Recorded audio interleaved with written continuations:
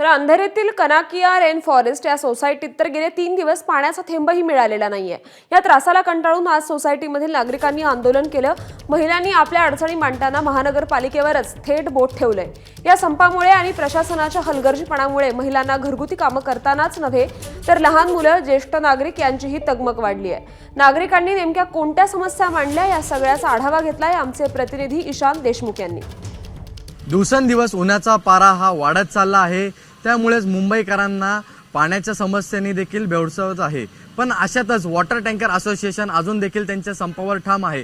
सध्या आपण आहोत अंधेरीमधल्या रेन फॉरेस्ट सोसायटीमध्ये आणि या सोसायटीमध्ये नागरिकांना सलग तिसऱ्या दिवशी देखील पाणी पोहोचले नाही आहे। त्यामुळे नागरिक हे सर्वजण आता बिल्डिंगच्या खाली आले आहेत आणि आंदोलन करत आहेत। आपण त्यांच्यावरच बातचीत करूया। 3 दिवसापासून पाणी नाहीये, काय नेमकं त्यांना समस्या भेडसावत आहेत? सर, काय सांगाल? 3 दिवसापासून पाणी नाहीये, कशा प्रकारे आपण याला सामोरं जात आहे? याचा मी बॅकग्राऊंड देऊ इच्छितो।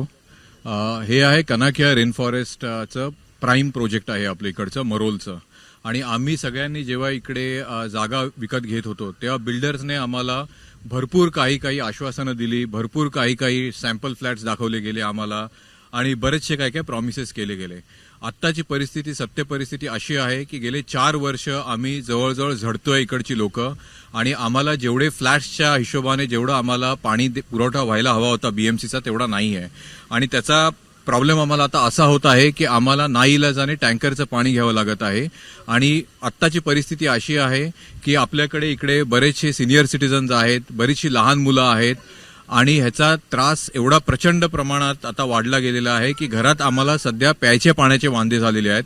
बाहेर आम्ही पाणी विकत घ्यायला जातो तो बाहेरच्या दुकानांचा पण स्टॉक संपलेला आहे, त्यामुळे आम्हाला अति जास्त पैशांनी पाणी विकत घ्यावं लागत आहे। ही संपूर्ण सोसायटीमध्ये लोक आता खाली आले आहेत आणि 500 पेक्षा अधिक फ्लॅट आहेत आणि त्याचबरोबर मोठ्या संख्येने इकडे नागरिक राहतात, त्यामुळे ही अडचण यांना भेडसावत आहे। त्याचबरोबर टँकर असोसिएशनने देखील अजून त्यांच्या संपावरती ठाम भूमिका ठेवली आहे। त्यामुळे आता बघण्यासारखं राहील की आता सरकार आणि महानगरपालिका या सर्व गोष्टींमधून कशी वाट काढते। कॅमेरामन योगेंद्र गुप्ता सोबत ईशान देशमुख, एबीपी माझा, मुंबई।